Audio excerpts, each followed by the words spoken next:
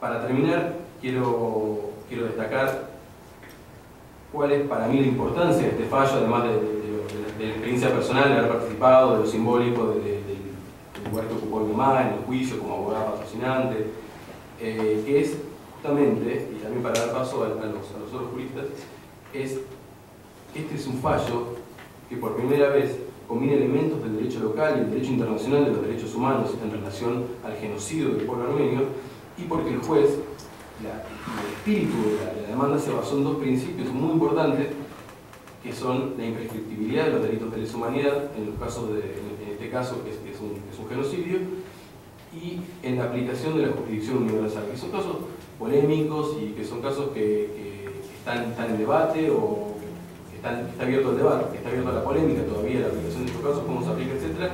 Pero me parece que como antecedente, tras 96 años de impunidad, como mencionaba antes Juan Pablo, se marcó un hito en Argentina, y no es casualidad que se haya marcado en un país que ha venido sosteniendo una política de defensa y promoción de los derechos humanos de manera tan consistente como lo ha hecho.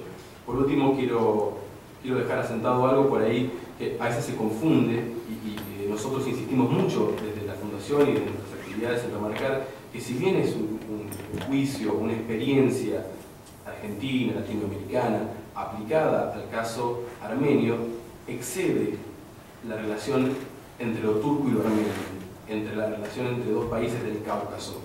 Y lo excede porque, vuelvo a insistir, se aplicaron categorías jurídicas provenientes del derecho internacional de los derechos humanos, se aplicaron experiencias desarrolladas por organizaciones locales y por la justicia argentina para la ratificación de estos principios, y por último, es algo que nosotros siempre me gusta remarcar, que de la misma manera que, como les mencioné, existía una línea de continuidad entre los oficiales alemanes que participaron como diplomáticos, supongamos, en el caso del genocidio armenio como aliados de los turcos, la participación de esos oficiales alemanes en el Tercer Reich, si existe una línea de continuidad entre todos los genocidios, cada genocidio impone se alimenta del genocidio anterior.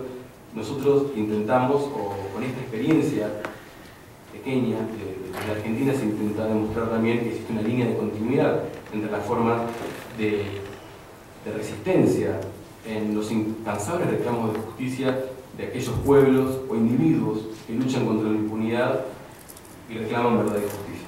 Muchas gracias.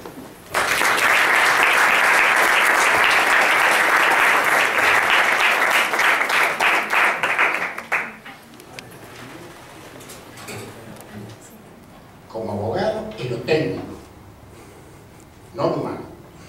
Es decir, lo humano ocupa un lugar complementario.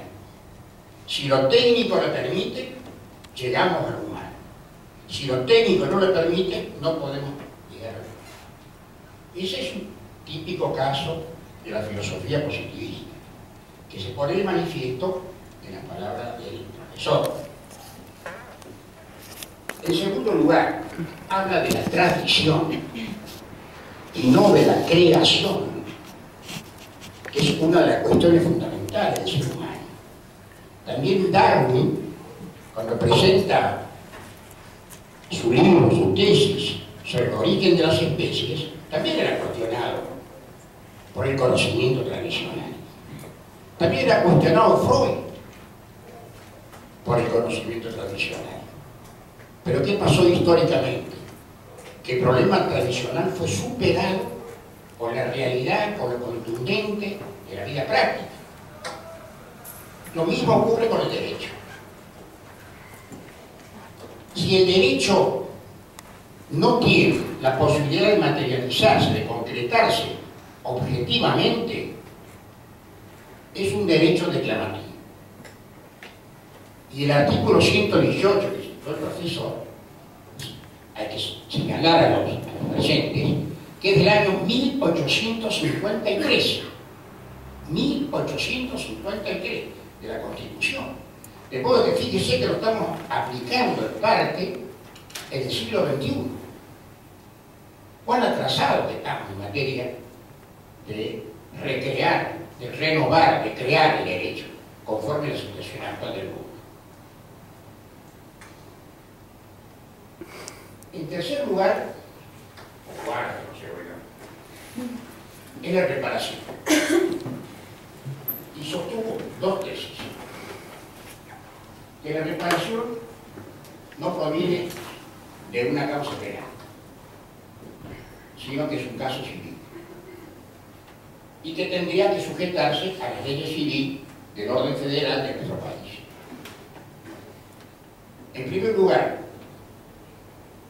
es una reparación civil que proviene de delitos. No es la reparación civil que está relacionado con un problema estrictamente civil, con el derecho subjetivo. Está íntimamente vinculado con un delito, nada más, nada menos, que lesiona a toda la humanidad, que es el concepto fundamental, que lesiona a toda la humanidad. Es decir, entonces, que la reparación, no solamente cualquiera fuera la jurisdicción,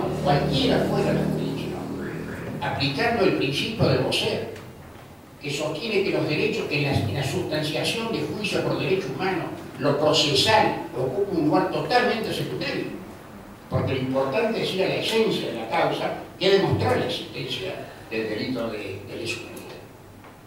Y en segundo lugar, en el caso que se iniciara por la vía civil, debo decir que nosotros iniciamos la acción renunciando a los derechos que nos podía corresponder, o la reparación económica que me podía corresponder a mí personalmente, y a mis familiares. Renuncio, y lo digo públicamente. Hay otras reparaciones, y ahí coincido con